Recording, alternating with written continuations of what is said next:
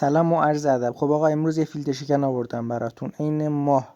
این فیلتر شکن را نه تنها یه فیلتر شکن امن و پرسرعته، بلکه یه مرورگر امن برای وبگردی و یا آنتی ویروس کاربردی برای گوشی شما. کافیه نصب کنید و ازش لذت ببرید.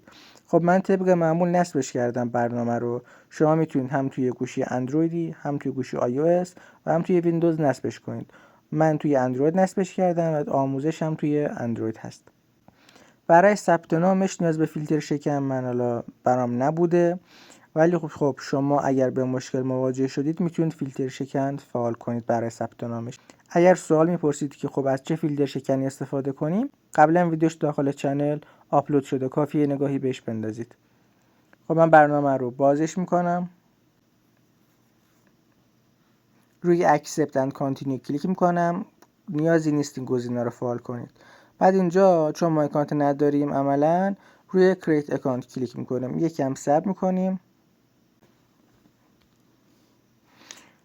بعد از اینکه این صفحه لود شد کافیه که ایمیلی که داریم رو این گزینه پیست کنیم، حالا بنویسیم. من از تمپ ایمیل استفاده کردم. اینجا یه پارانتز باز کنم، تمامی لینک هایی که داخل این ویدیو استفاده شده، حالا سایت هایی که استفاده شده در اصل، لینک هاشون رو داخل دیسکریپشن این ویدیو قرار خواهم داد. خب این قسمت اول دوم هم حالا یه اسمی بزنید، یه رندوم بزنید، هیچ نوع مشکلی نداره. اینجا هم پسورد میزنید، حالا یه پسورد من رندوم میزنم، فرقی نمیکنه دیگه.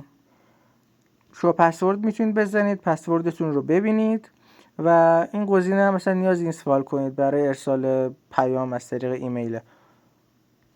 Accept and Create Account رو میزنیم تا اکانت ما ساخته بشه و وارد اکانتمون بشیم. این خودکار لاگین میکنه. خب بعد از اینکه اکانت لاگین شد اینجا چند تا بخش هستش. حالا نکته که وجود داره، ما باید وارد ایمیلمون بشیم، ایمیلی که برای ما ارسال شده رو تاییدش بکنیم. ایمیل رو باز میکنیم و روی این لینکی که ارسال شده کلیک میکنیم تا ایمیلمون تایید بشه. فقط اینجا نکته‌ای که هست، لطفاً برای اینکه ویدیو دیده بشه ممنون میشم که ویدیو رو لایک کنید، کامنت هم بذارید که چه اعلی. برای حمایت از منم میتونید چنل رو سابسکرایب و زنگوله کنارش رو فعال بکنید. ممنون از کسایی که چنل رو سابسکرایب میکنن. خب اینجا من برمیگردم داخل برنامه. چند تا گزینه اینجا میبینیم. گزینه اول برای آنتی ویروس هستش، حالا ما اینو فعال کنیم.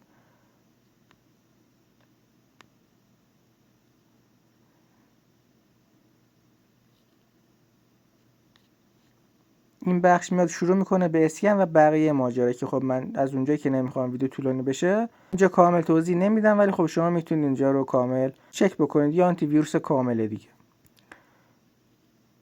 قسمت دوم حالت VPN که خب بیشتر توضیح میدم. قسمت سوم حالت محافظت شما از اسکم هستش، سایت هایی که فیشینگ هستش که شما وقتی وارد یه سایتی میشید و اون سایت عملا اسکم و فیشینگ باشه این رو متوجه بشه، یا نمیذاره شما کارتون رو انجام بدید یا به شما اطلاع میده. در اصل هر دو کار رو انجام میده دیگه.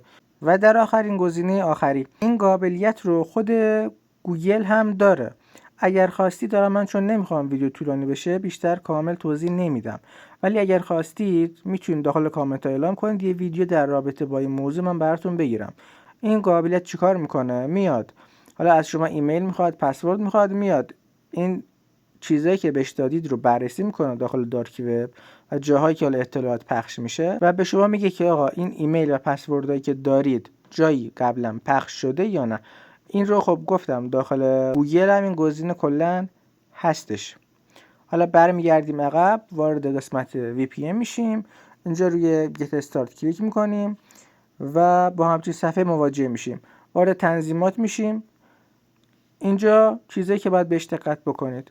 VPN پروتکل 3 تا پروتکل داره. برای مثال برای من Open VPN بهتره برای اینترنت من. شما میتونید با اینترنتی که دارید هر 3 تا پروتکل رو کامل تستش بکنید. حالت بعدی کیل سویچ هست که خب میتونید ازش استفاده بکنید، برای من زیاد مهم نیست. و در آخر مسئله بایپاس. ببینید بایپاس اینجوری کار میکنه. شما مثلا به طور مثال همراه بانک دارید، با فیلتر شکن اصلا وارد نمیشه، درسته؟ و خب حوصله قطع و وصل کردن فیلتر شکن هم ندارید. چیکار باید انجام بدید؟ همین فعال کردن بایپس.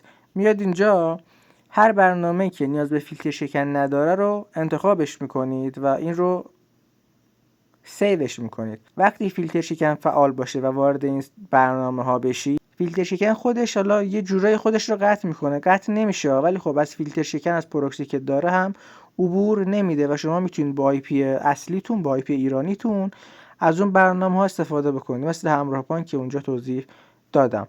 حالا من برمیگردم عقب. اینجا بیس لوکیشنه، میتونید خودش خودکار وصل میشه. اینجا نوشته که آل لوکیشن، اینجا من کلیک میکنم. کانادا داره، به طور مثال آمریکا داره، لوکیشن هایی که معمولا بیشتر ما دنبال اینا هستیم. بقیه لوکیشن هم اینجا هست، میتونید بهشون وصل بشید. آلمان هم داره اینجا، من به همون آلمان وصل بشم دیگه. فقط نکته که وجود داره این فیلتر شکن، حالا حالت رایگانش قبلا 14 روزه بود.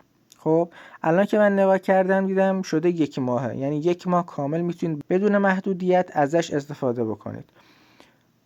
حالا بعد از اینکه زمانش تموم شد کافیه که از سایت تمپ میل ایمیل موقت بگیرید، یا اگر ایمیل دارید خودتون دوباره با ایمیل جدید ثبت نام انجام بدید و از قابلیتاش استفاده بکنید. همونطوری هم که نشون دادم خب هیچ نوع محدودیتی، یعنی هیچ نوع فیلتر شکنی برای ساخت اکانت نداشت. تمامی سایت های استفاده شده داخل این ویدیو هم داخل دیسکریپشن لینکاشون رو من براتون قرار میدم. ممنون که تا اینجا ویدیو با من همراه بودید. دمتون گرم و اینکه حتما لایک ویدیو و سابسکرایب چنل از یادتون نره.